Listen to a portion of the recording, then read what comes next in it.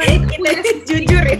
ya kayaknya setiap orang itu punya sisi akan mengalami walaupun dia sudah pernah melakukan itu dari pengalaman Udah nyoba gitu ya. nyoba, tapi ketemu lagi hal-hal mirip tuh tetap aja takut. Nah, Bimers, lanjut yuk dengerin tips-tips dari Miss Novia dan Miss Fania, gimana cara mereka mengatasi mental block yang mereka miliki. Jadi menurut kalian secara pribadi nih, bisa nggak sih sebenarnya kita melakukan satu hal yang di luar batas atau di luar dari skill, kekuatan atau strength-nya kita gitu?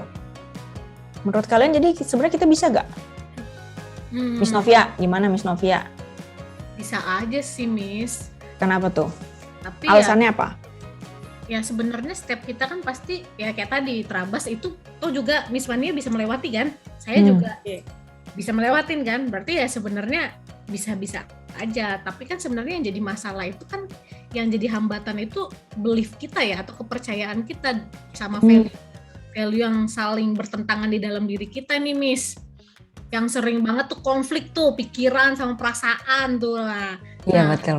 Berantem. Ya sebenarnya ada perasaan aku pengen coba tapi aku nggak mampu, gimana nih gitu.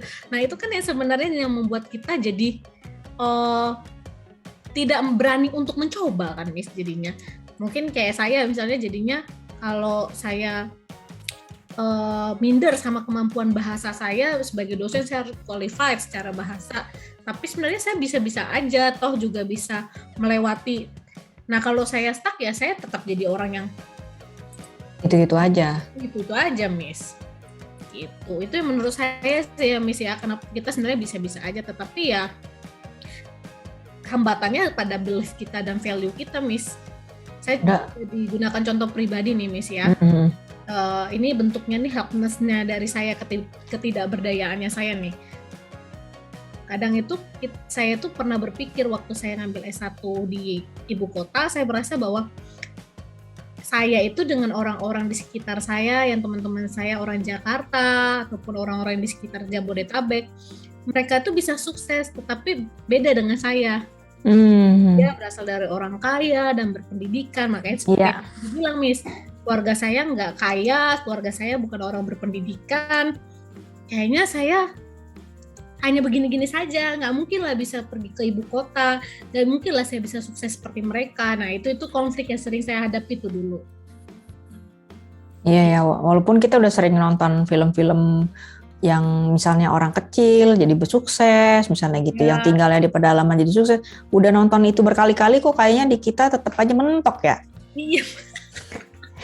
Itu padahal sebenarnya yang mau sukses kita, istilahnya yang mau berkembang kita, tapi diri kita juga ya yang ngejatuhin apa istilahnya? Iya kan, ngejatuhin diri kita sendiri kan, kata hati kita sendiri kan.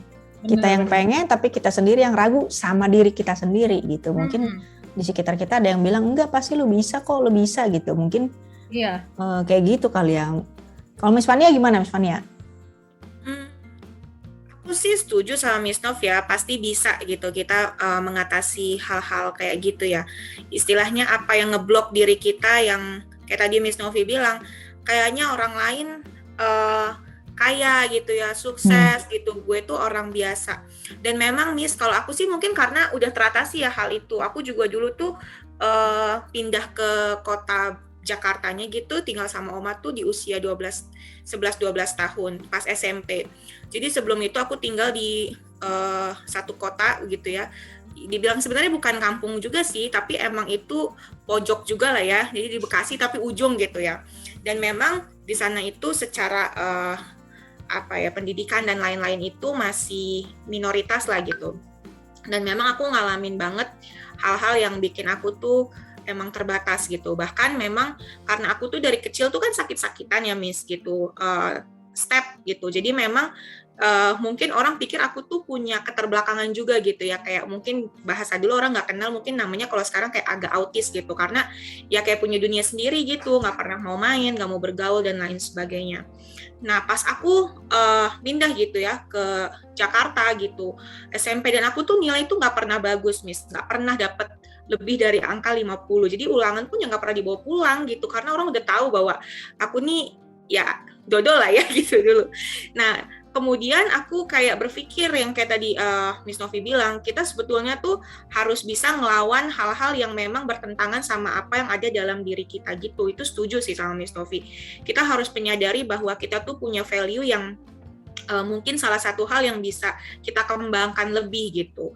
Nah, waktu itu aku pas lagi pindah ke Jakarta, awal-awal itu juga disindir habis-habisan, karena aku emang apa-apa masih dibantu mama kan, sampai dibilang anak kampung gitu ya, tapi akhirnya bisa kok nunjukin bahwa itu benar-benar berubah. Jadi bisa 3 besar waktu itu pas di SMP gitu ya. Dan itu benar-benar berubah banget gitu, Miss. Sampai mamaku sendiri kayak bingung gitu ya, nih anak dulu kayak gitu, kok dia bisa gitu. Tapi memang waktu itu ya kalau pengalaman aku sendiri mungkin lebih kayak nyasarnya ke area worthlessness kali ya. Kalau tadi kan Miss Novi bilang helplessness ya. Jadi kan kalau kita lihat area beliefs kita itu yang menjadi limiting beliefs kita itu, keyakinan kita yang terbatas itu ada dalam 3 aspek ya. Hopelessness, mungkin teman-teman Beamers mau tahu hopelessness, kita itu ngerasa kita tuh emang nggak punya harapan gitu. Kemudian kalau kayak tadi contohnya Miss Novi itu kan helplessness gitu, merasa mampu, merasa nggak mampu kalau nggak ada pertolongan. Jadi Miss Novi itu ngelihat bahwa ya kalau dia punya lingkungan yang betul-betul support mendukung dia akan menjadi lebih berkembang, lebih baik gitu. Dan kalau aku sendiri tuh ngerasa di tahap yang worthlessness waktu itu, kayaknya gue itu sebenarnya mampu gitu, tapi gue itu nggak layak di mata orang-orang gitu. Jadi itu yang membuat aku pengen buktiin bahwa sebetulnya aku bisa dan nggak seperti orang yang pikirin bahwa aku nih anak yang idiot gitu. Dan itulah yang akhirnya aku tunjukkan sama orang-orang gitu. Ya mungkin itu sih Miss kalau dari aku. Gile, keren banget ceritanya. Udah bagus-bagus banget ya pengalaman hidupnya ya. Kayaknya pengalaman gantian dong. Iya emang saya pengen ditanya, cuman saya juga lagi mikir.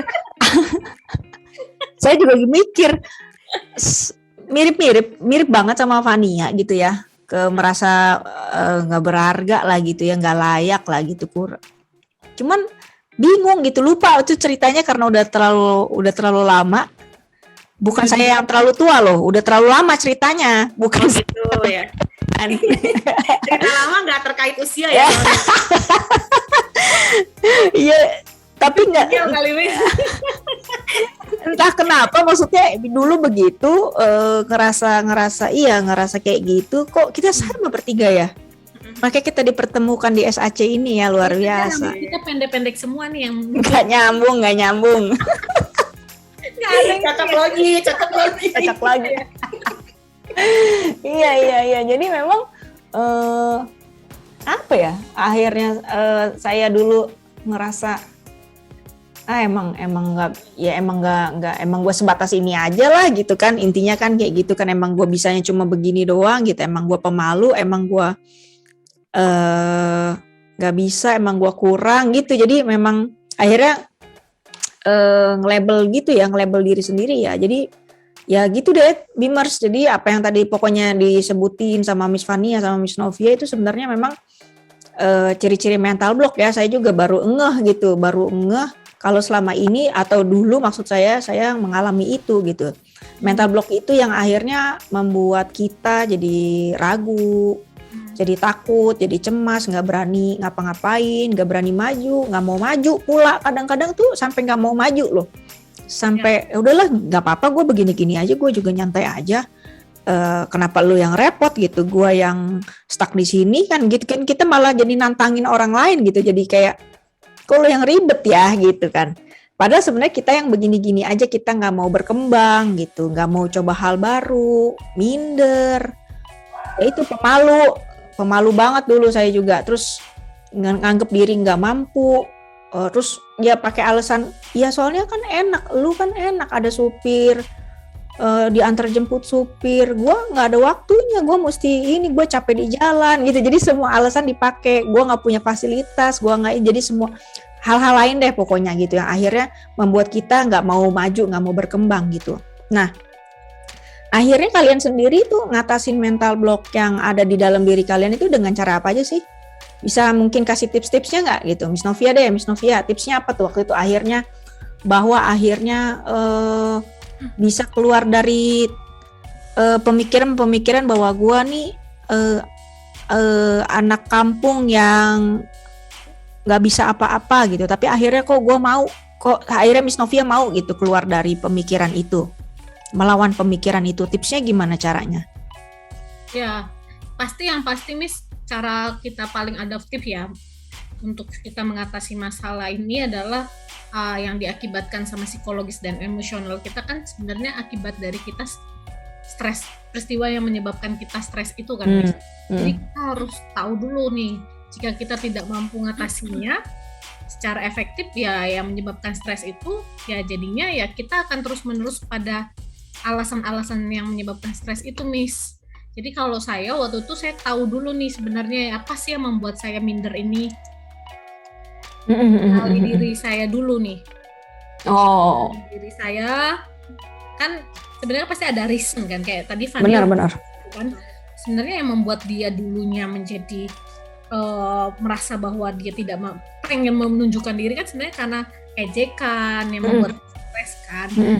Ketika dia sudah kenal kan akhirnya dia berupaya kan untuk terus berusaha walaupun konflik itu tidak akan pernah konflik itu tidak akan pernah hilang menurut saya, karena kita pasti akan berkonflik terus, baik pikiran maupun perasaan, itulah jiwa ya.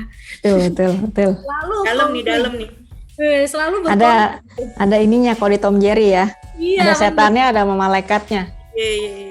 Iya. Miss suka nggak itu ya, fokus ya, tiba-tiba kalau Miss tiba-tiba hilang gitu. Buluk nih Saya suka nggak kameranya. fokus nih. Oke, nah kayak gitu Miss. Jadi udah saya tahu dulu stresnya di mana yang menyebabkan saya mental block ini adalah ya udah saya kenali dulu. Konflik itu saya hadapi ketika saya sudah mengenal kemampuan diri saya dan kenal diri saya nih. Gitu Miss. Jadi sebenarnya mungkin waktu kuliah dulu minder, akhirnya tahu kenapa yang bikin minder ya. Oh ternyata bahasa Inggris gue kurang gitu ya. Jadi gue malu kalau mau ngapa-ngapain, mau ngobrol takut nggak ngerti. Ya akhirnya kita belajarlah kita bahasa Inggris gitu dong. Bukannya akhirnya meratapi ya emang gue nggak bisa bahasa Inggris gitu ya Miss ya. Betul Miss. Oke. Penampilan gue jerawatan nih. Terus gue gendut nih gitu kan. Penting banget tuh, betul. Ya ketika sudah tahu bukan fisik kita itu bukan lagi kita bukan dengan cara lu harus terima gua dong dengan jerawat gua, lu harus terima dong dengan gendutnya gua, tetapi sebenarnya kita bukan mau menunjukkan kepada semua orang, tetapi sebenarnya untuk kepada diri kita sendiri juga sih Miss, biar kitanya nggak sebenarnya kan masalah itu terjadi sama kita kan, kita yang berkonflik kan, nggak pede sama jerawat, nggak pede sama body, ya udah kitanya lah selesaikan masalahnya itu sendiri gitu sih Miss menurut saya ya. Untuk betul. Iya juga sih ya. Baru kebuka nih, saya juga ternyata dulu gitu sih, tahu apa yang, iya bener, intinya tahu dulu apa yang jadi kekurangan saya, and then baru saya berarti saya harus begini nih gitu. Jadi teman-teman intinya harus sadar dulu ya gitu. Coba Miss dulu kan pemalu tuh, kita kan sama-sama nih sebenarnya lahir dari anak pemalu. Sekarang kan kalau orang lihat kita kayaknya Iya. Sama Miss Ayla nih hampir mirip ya, kayaknya sama aja gitu kan kalau udah ketemu tuh. Padahal masih pemalu ya.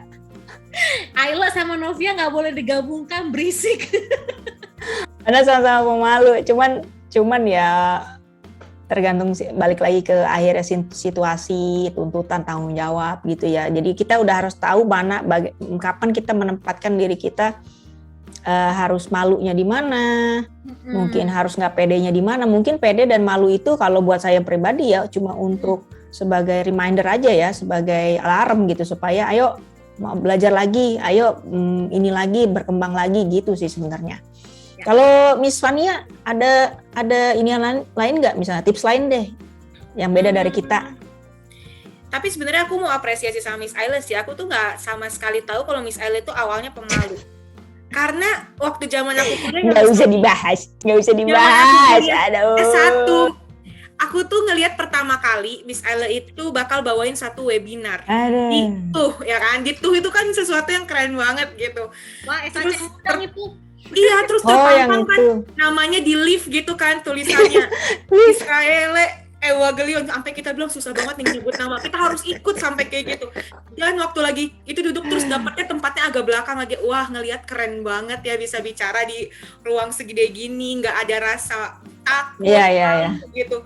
Dan asik banget bawainnya, dan itu aku mikir kayak wah gila keren banget gitu. Dan gak nyangka kan akhirnya sekarang bisa ngobrol langsung sama collaboration. Iya benar. Saya paham. Memang betul sekali. Padahal orang nggak tahu di belakangnya itu kita udah sakit-sakit punggung gitu kan, karena nahan takut, nahan groginya dan lain sebagainya gitu. Memang ya itu balik lagi. Kadang kalau udah namanya kita punya satu tuntutan, kita udah dan mau tahu nih umur kita udah berapa. Oh, tanggung jawab kita udah harus bekerja. Oh, tanggung jawab kita umur sekian harus. Jadi udah nggak bisa lagi dengan ketakutan atau permasalahan-permasalahan yang ada di dalam diri kita malah kita gede-gedein.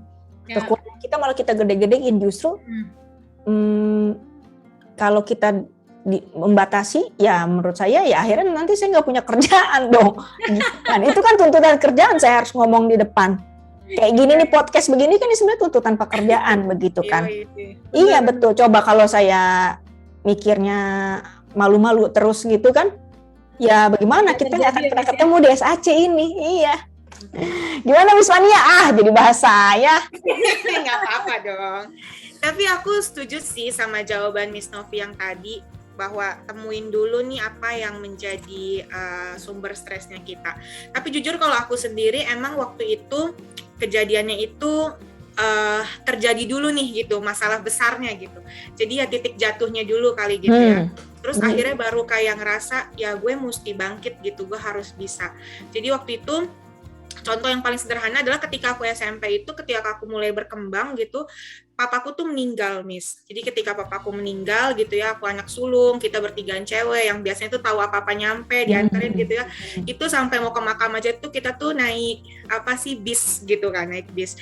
Kelewatan, mesti jalan gitu. Terus kayak yang ya semua tuh bener-bener berubah gitu. Dan kita tuh bener-bener berjuang gitu. Yang tadinya mamaku tuh nggak tahu jalan gitu ya, sampai kita tuh belajar gitu. Oh, kalau mau ke sini harus naik ini gitu. Karena waktu itu kita kan masih kecil, belum bisa nyetir kan gitu. Belum punya kendaraan juga gitu ya, masih berusaha untuk menyesuaikan diri. Nah, sejak saat itulah aku kayak belajar bahwa dalam hidup ini tuh nggak ada hal yang nggak bisa kita lakukan, kecuali kalau kita memang benar-benar ada kemauan gitu. Dan dari sisi psikologi sendiri mungkin aku belajar ya ketika di S1, di S2 ini gitu ya, bahwa apa yang menjadi sikap mental kita gitu, apa yang kita pikirkan, apa yang kita rasakan, benar kayak Miss Novi bilang, itu masalah jiwa sih. Semakin kita meyakini bahwa kita itu nggak mampu, kita itu jelek, kita itu nggak bisa, ya kejadian lah kayak gitu. Jadi temuin dulu kekuatan diri kita apa gitu. Sesusah apapun kita buat develop, buat bangun itu sampai benar-benar jadi sesuatu yang kita banget gitu. Kayak Miss Novi kan udah melekat banget nih, Miss Novi kayak gimana, misalnya kayak gimana gitu. Buat nemuin hal itu emang gak mudah sih gitu. Ya tadi mesti stabil secara emosi, stabil mood, nemuin coping apa yang betul-betul sesuai sama diri kita. Kalau kita lagi sedih, kita marah gitu, betul-betul harus mengenal diri. Dan ketika kita bisa meramu semuanya itu dengan baik, ya pasti outputnya keluarnya juga baik gitu. Dan setuju banget juga ya kalau misalnya teman-teman di sini ngalamin satu masalah yang benar-benar tapi kalian udah benar-benar nggak bisa hadapin gitu kan. Di sini tuh ada SAC gitu, ada kakak-kakak konselor, kakak-kakak ya kan, ada Miss nggak apa-apa dong kakak-kakak. Tetap lawak ya, isinya udah lagi seru-seru lawak. Jadi kayak nggak ada salahnya sih buat cari pertolongan gitu, karena datang ke konselor, datang ke psikolog gitu, itu bukan sesuatu lagi yang kalian bisa anggap tabu, takut dianggap punya gangguan mental gitu. Kita jadi belajar untuk mengubah stigma bahwa kita membutuhkan orang lain untuk kita bisa lebih berdaya dan berjaya gitu. Asik, mantap. Wah, menarik banget. Menarik banget bisa dengerin sharing dari Miss Novia sama Miss Fania nih, gitu kan. Saya pribadi bisa belajar hal baru lagi, kebuka lagi gitu kan, lebih luas lagi gitu. Bagaimana cara mereka ngatasin mental blocknya mereka yang dulu gitu. Saya pribadi akhirnya juga jadi kebuka nih, yang apa istilahnya ya, yang dulu ternyata saya bisa tahu, oh dulu saya masalah. Jadi selama mereka ngomong nih saya memproses ke internal diri saya gitu. Bagaimana dulu akhirnya mental block ini menghambat perkembangan diri kita, skill kita ya, yang tadinya kitanya harus bisa maju tapi jadi agak terhambat gitu ya. Ya, dan hasilnya teman-teman bisa lihat nih sekarang dari mereka ya kan. Walaupun sebenarnya kita juga masih struggle ya. Saya tahu mungkin Miss Novia, Miss Fania masih struggle sama beberapa ketakutannya, beberapa mindernya atau hambatan-hambatan di dalam diri yang ada. At least kita nggak nyerah begitu aja. Jadi kita mau tetap coba, tetap mau belajar gitu kan, mau ngelawan rasa takut itu gitu, hal-hal yang blokir pikiran kita gitu. Intinya Bimer, jangan sampai pikiran-pikiran negatif kita gitu ya, atau ketakutan itu boleh ada, tapi jangan sampai memblokir atau memblokade plan kita atau action kita yang mau kita lakukan untuk saat ini atau di masa yang akan datang.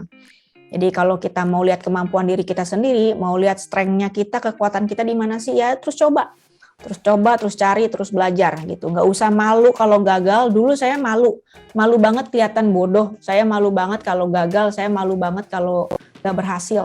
Itu jadi sebelum apa-apa jadi takut banget. Jadi akhirnya saya pikir ternyata ketika ada orang lain gagal, ada orang lain salah, saya nggak ketawain orang lain kok. Pasti orang lain juga nggak melakukan itu ke saya. Jadi akhirnya saya berpikir ya udah bodo amat, kalaupun diketawain nggak kenapa-kenapa karena saya lagi belajar, saya pikir gitu.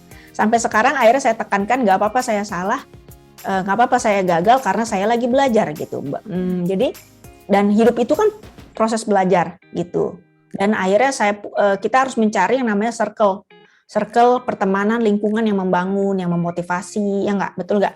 Yang mau ngajarin kita hal-hal baru, yang kasih kita semangat gitu. Nah pastinya semuanya itu ya harus melewati proses-proses itu. Jadi kalau kita mau ngejalanin prosesnya dengan sabar, kita pasti dapat ilmu baru lagi gitu. Hasilnya itu cuma bonus, keberhasilan kita itu cuma bonus. Yang bikin kita jago itu sebenarnya prosesnya. Betul ya teman-teman ya? Betul. Karena kita mau usaha dan kita mau sabar.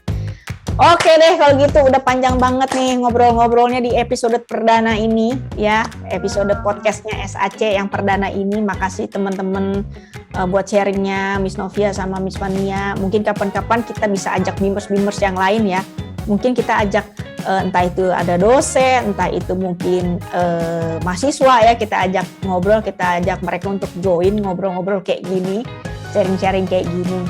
Jadi bisa seru-seruan bareng, kita bahas satu topik tapi dengan santai-santai aja gitu. Oke deh kalau gitu, terima kasih semuanya, tetap sehat, jaga diri buat Miss Novia, Miss Fania, buat teman-teman Bimus juga. See you again di episode berikutnya. Bye-bye!